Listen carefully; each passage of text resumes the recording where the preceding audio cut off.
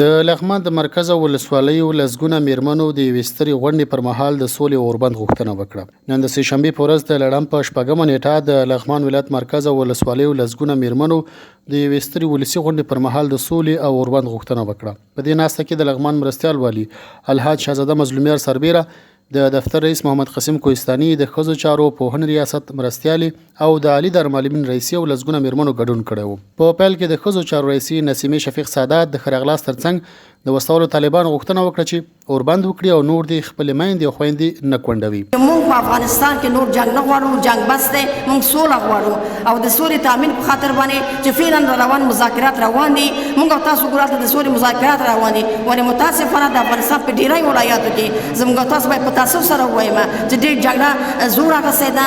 زموږ تاسو ځوانان شهیدان کېږي، ماشومان شهیدان کېږي، کورنۍ مثلا د منځه ځي. نو د همدې په خاطر باندې چې موږ ته باندې د دغې ناروا جګړې مخه مو نیولې وي او یا دغه جګړې کې مثلا د ښکېلې خواو څخه زموږ غوښتنه دا ده موږ ورته په درانه وایو چې نور دوی سره مذاکرې میز ته کښېني او جنګ بس کړي او دایمي اوربند اعلان کړي تر څو وتوانېږو نه یوازې لغمان میرمنې بلکې په ټول افغانستان کې د افغانستان ټول وګړي په ارامه فضا کې خپل ژوند، خپل تحصیلات، خپل کړي فعالیتونه ترسره کړي او تر څو وتوانېږو د سولې مذاکرات انشاءالله د الله په توکل سره یو مثبتې پایلې ته ورسېږي. افغانستان زموږ ګران افغانستان چې ډېر دردېدلی هېواد دی، ډېر ځورېدلی هېواد دی، د دایمي سولې او ثبات خاوند شي. هغې یادونه وکړه چې په افغانستان کې جګړې ډېر زیان میرمنو ته رسولی او هیله ده چې تلپاتې اوربند او سوله راشي. د لغمان مرستیال والي الحاج شهزاده مظلومیار په خپلو خبرو کې د میرمنو دغې غونډې له جوړونکو څخه د مننې سربیره په قطر کې دواړو لورو له مذاکره کوونکو نه غوښتنه وکړه چې د ولس غږ واوري او له دې فرصت څخه خورا ښه استفاده وکړي. هغه په لغمان او ټول هیواد کې د وروستیو پیښو شهیدانو ته د مغفرت دعا او ټپیانو ته د عاجله شفا هیله وکړه. نوموړي وویل افغان حکومت سولې ته تل خپل نیت ښودلی چې د ښه نیت او د ولس غوښتنې سره سم یې لسګونه وسلوال طالبان هم خوشي کړل، خو ولې مقابل لوري تر اوسه پورې هیڅ راز رحم په افغانانو نه دی کړی. 15,000 طالبان چې په خوله باندې یادېږي او دا کم وادي رقم نه دی، په لیکلو کې ډېر غټ تعداد په عبارت هم غواړي او په عدد کې هم غواړي. 15,000 کسان یې دلته خلاص کړه، هغه کسان چې انفجار یې کړی و، انتحار یې کړی و، چاودنه یې کړې وه، زموږ خویندې میندې کونډې کړې وې، زموږ اطفال یې په شهادت رسولي وو، زموږ دوستان یې په شهادت باندې رسولي وو. خو دې کې حکومت گذشت وکړ، صبر یې وکړ، حوصله یې وکړه، استقامت یې وکړل، که روغ او جوړ او صلح راځي پروا نه کوي دا 15,000 کسان هم د خلاص شي. په عوض د دې چې د خپل افغان ورور سره کښېني، تفصیلي او جذري بحث پرې وکړي چې مشکل چېرته دی، ستونزه چېرته ده، په قانون اساسي کې مشکل دی، په نظام کې مشکل دی، کم مادې تعدیل غواړي او څه کول پکار دي. دی دا یوه خبره کوي چې موږ د امریکایانو سره د بهرنیانو سره چې کومه فیصله کړې ده او تفاهم هم کړی دی او کومې نتیجې ته رسېدلي موږ هماغه مدار اعتبار کوو.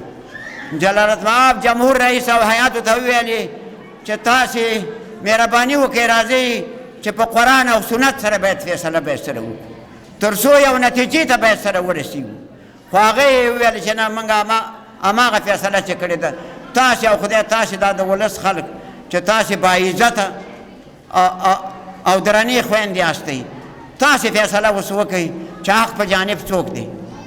د خارجیانو باندې ډز نه کوم، د خارجي وینه نه تویه کوم او خپل افغان پسې مې راغستې ده او دعوه م لرمه د دې دعوګیر مې او د اسلام ټیکهدار م ځان بولم چې زه طالب یم او زه مولا یم. تا باید قرآن ته او حدیث ته باید ترجیح باید ورکړې وي. هغه وایي د اسلامي نړۍ سترو دیني عالمانو په بېلابېلو هیوادونو کې فتوا ورکړې چې په افغانستان کې روانه جګړه ناروا او مسلمان وژنه ده. د لغمان مرستیال والي د سولې او اوربند لپاره د میرمنو غږ خورا ارزښتمن یاد کړ او غوښتنه وکړه چې په دغه برخه کې عامه پوهاوی لا زیات شي. په مخالفو قواو وسلوالو باندې مې غږ دی چې د خدای په خاطر او د ښې ارادې او د نیت په خاطر باندې او د دې اطفالو په خاطر باندې او د سیاسرو په خاطر باندې او د دې فقیر او دربدر او خاک بسر ولس په خاطر باندې تاسې باید نور د نرمښت نه باید کار واخلئ، صلاحګانې باید کېږي نور او راشئ دغلته د خپل دفاعي او نظامي ځواکونو سره، هغه ځواکونه چې شپه ورځ د افغانستان د امنیت د تامین دپاره هلې ځلې کوي، د تمامیت عارضي نه دفاع کوي. څوک چې نیک کار کوي، څوک چې د نیک کار پسې ګرځي او تپ و تلاش کوي، الله تعالی د ده دا نیک کار نه ضایع کوي، د نیکوکانو کار. راځئ چې دغلته یو آزاد او د دیموکراسۍ په فضا کې چې کله 15 کاله حکومت پوره شو یو آزاد انتخابات وکړو. ستاسې د انتخاباتو په نتیجه کې به ولایتي شورا راځي، پارلمان به راځي، مرکزي حکومت به راځي او ستاسې دلخوا حکومت به راځي. که تاسې وګټله نو شي جانم شي به، خو دغه مسایلو ته او دغه جریاناتو ته نور ضرورت نشته دی. راټول شو میرمنو د جګړې له ښکېلو خواو څخه ژر تر ژره د اوربند غوښتنه او دایمي سولې رسېدو لپاره د هڅو یادونه وکړه. امنیت چې دا د ډاډمنتیا او د خوندیتوب تامینېدو ته وایي او په ټوله کې امن یو ډول رواني احساس دی چې خلک یې په مرسته له ویرې څخه خوندي له رواني او جسمي قرارۍ څخه برخمن وي. امنیت د یوې سیمې یا یوه هېواد هغه ژوند ته وایي چې په عادي ډول روان وي، ناوړې پیښې پکې نه کېږي، د چا ازادۍ ګواښ لاندې نه وي او خلک د قانون پر سیوري سوله ییز ژوند وکړي. دا وسلوال ورونه په ما جهاد کوي، زما په اتلانو جهاد کوي. دا د دومره وکړي چې دا په کوم آیات کې، په کوم قرآن شریف په کوم صورت کې دا راغلی چې ته په مسلمان باندې جهاد کوه، ته په مسلمان باندې ورور وژنې کې تا ته جهاد ده. دا په کوم آیات کې راغلی؟ په یو آیات کې نه. زمونږ افغانان چې د یو چتر لاندې ژوند کوو، په یو خاوره کې د یوې خاورې بچي وو، ورور وژنه کوي. دا په کوم آیات کې راغلی؟ ته راشه ما سره کښېنه، قرآن ته کښېنه، حدیثو ته کښېنه، آیاتونه درته وایم. ته په اسلام ځان مړ کوې خو په اسلام ځان نه پوه کوې. ای وروره زه په تا غږ کوم چې ته راشه، که چېرې زه په قرآن نه پوهېدلم، زما اتلان، زما ملي اردو، زما افسران په قرآن نه پوهېدل، د آیاتونو باندې نه پوهېدل، بیا په موږ جهاد وکوه. دا چې زه 15 وخته مونځ کوم، د قرآن تلاوت کوم، په ما باندې جهاد روا ده. او هغه امریکا چې تا ورسره یو کال مخکې صلح وکوله، جوړه د ورسره وکوله، نن هم چې ته غواړې په دوحه کې راټول یو مذاکرات کې وایي چې زه افغانانو سره صلح کوم. چېرته ته صلح کوې؟ په کومه موخه؟ چې اوس په هر ولایت کې زما هېوادوال، زما افغان بچي د جنګ قرباني دي. همدا صلح ده؟ نه، دا صلح نه ده، دا جاهلیت ده. هغه ځمکه چې وینه تویېږي، هغه ځمکه رب ذوالجلال ته ژاړي، بېګناه وینه تویېدلو ته حسابي به ورکړي. زه پوهېږم چې ته ملامت نه یې وروره، ته چې ته د نورو غلام شوی یې. دوی په وسلوالو طالبانو غږ وکړ چې نور دې په دې ولس رحم وکړي او د نورو په اشارې دې خپل خاوره او وطن نه ورانوي. سوله غواړو که نه؟ موږ او تاسو ټول سوله غواړو، چې دې ټول سوله غواړو، دایمي سوله غواړو چې باید نورو نه کړېږو، نورو نه ژړېږو، نور هم بچي یتیمان نه شي، نور د چا ته پاتې نه شي زموږ بچي. هېڅوک هم نه غواړي چې باید د هغوی بچیان خوار شي او خواره زار وګرځي. که طالب هم مړ کېږي، که اردو هم مړ کېږي، څوک خوارېږي؟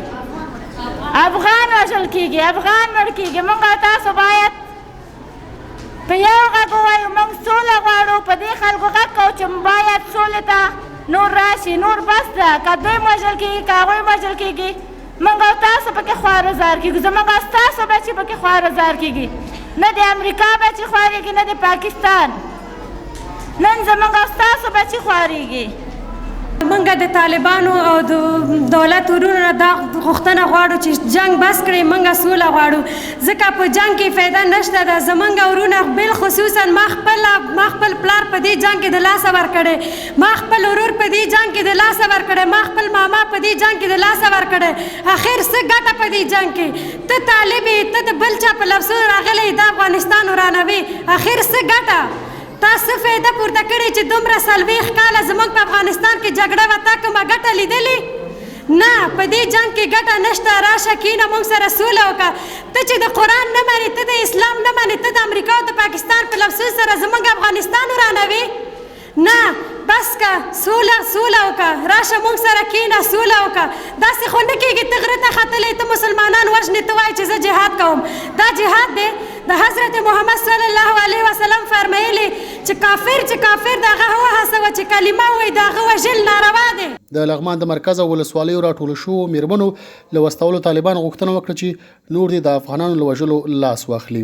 دغو لسګونه میرمنو قطر کې د حکومت پر مذاکراتي پلاوي او طالب استازو غږ وکړ چې د شخصي ګټو پر ځای دې د هیواد اساسي ګټې په نظر کې نیولو سره په پوره حوصله‌مندۍ سره ژر تر ژره بین الافغانی خبری پیل کړي. برای شما هویدا است که دیگر افغان‌ها از جنگ خسته شده و حوصله از دست دادن عزیزان خویش را ندارند.